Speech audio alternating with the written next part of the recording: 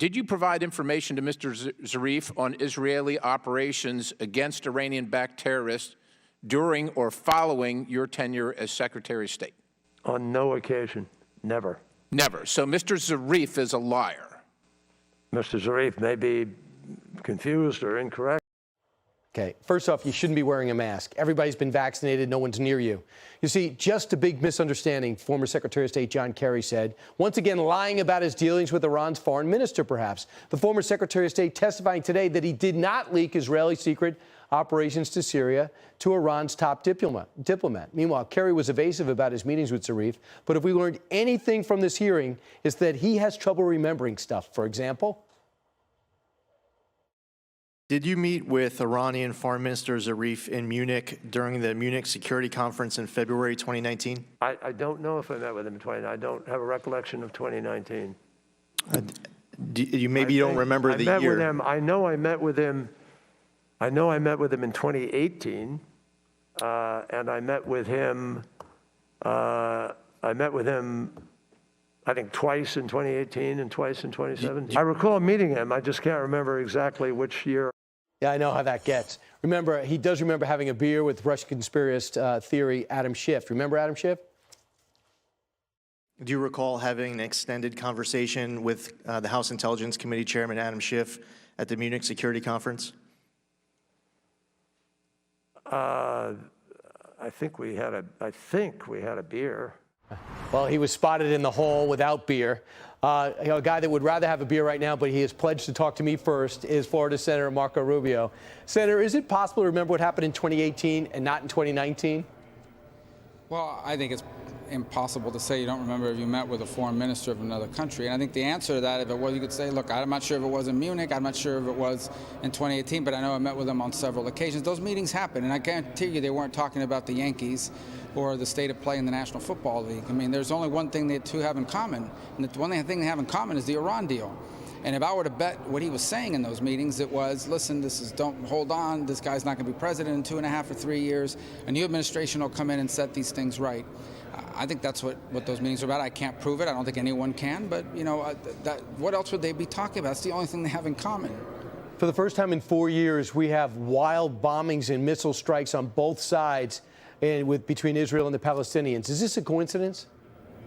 Well, look, I think there's a lot of factors that played into it, but ultimately what you have here is a situation where Hamas wants to prove they're stronger than the Palestinian Authority, and they've launched, I think, over 1,000 rockets. It's the biggest barrage we've ever seen from them, and they're indiscriminate firing, right? I mean, they're just firing into Tel Aviv, firing at the airport, firing into Jerusalem, and people talk about the Israeli response. You know, the Israeli response in most cases is they actually do that roof knocking, right, where they drop non-explosives to warn people. They even call people. They actually canceled schools in Gaza so that kids wouldn't be in these buildings. But the fundamental problem that's happening over there is that Islamic Jihad and Hamas, they have no problem putting the operation sites, the missile sites, right next to a nursery or a hospital or a residential building. I mean, and so at the end of the day, I don't care what happened on the ground in Jerusalem, the response cannot be 1,000 rockets fired into civilian areas.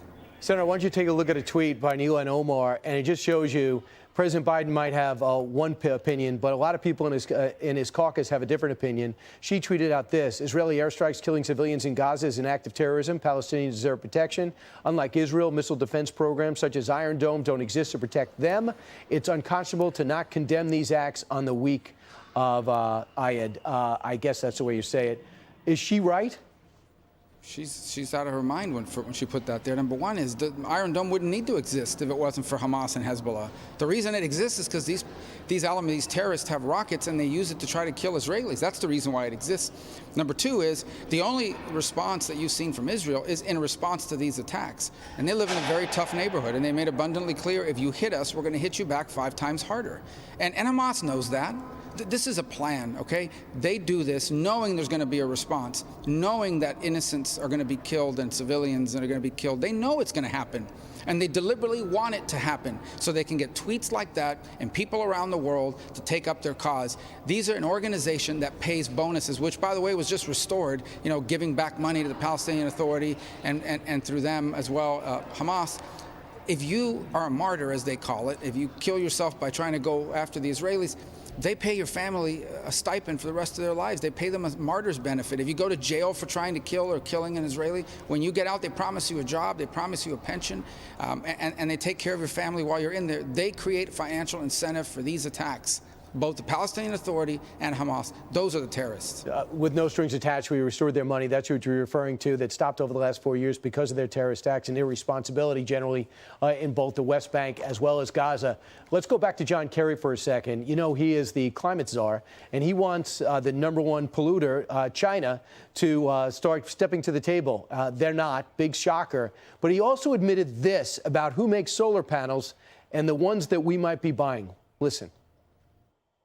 How can you assure us or ensure that this quest that we're on, that slave labor coming out of China, where genocide is taking place as we speak, are never a part of the climate solution in the United States?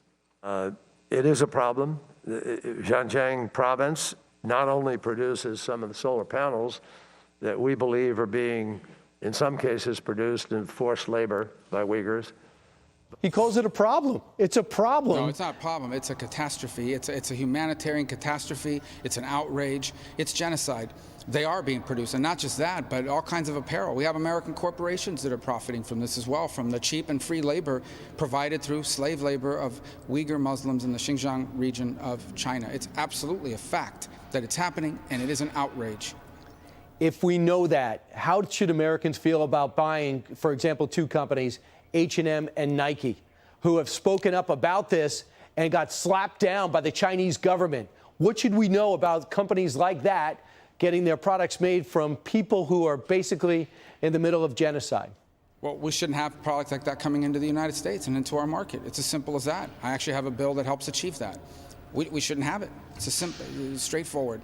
I don't care who the company is. Move your factory somewhere else. But no American corporation, or any corporation for that matter, should be profiting off of the slave labor of anyone, including the slave labor of Uyghur Muslims.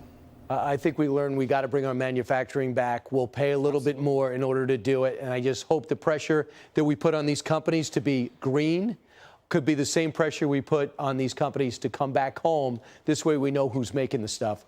Senator Marco Rubio, thanks so much. Hey, thank you. Hi, everyone. I'm Brian Kilmeade. I want you to do me a favor. I want you to click to subscribe to the Fox News YouTube page. This is the only way that I know for sure that you're not going to miss any great commentary, any great news bites, any great interviews coming your way on Fox. You can get it all here on YouTube. So subscribe right now.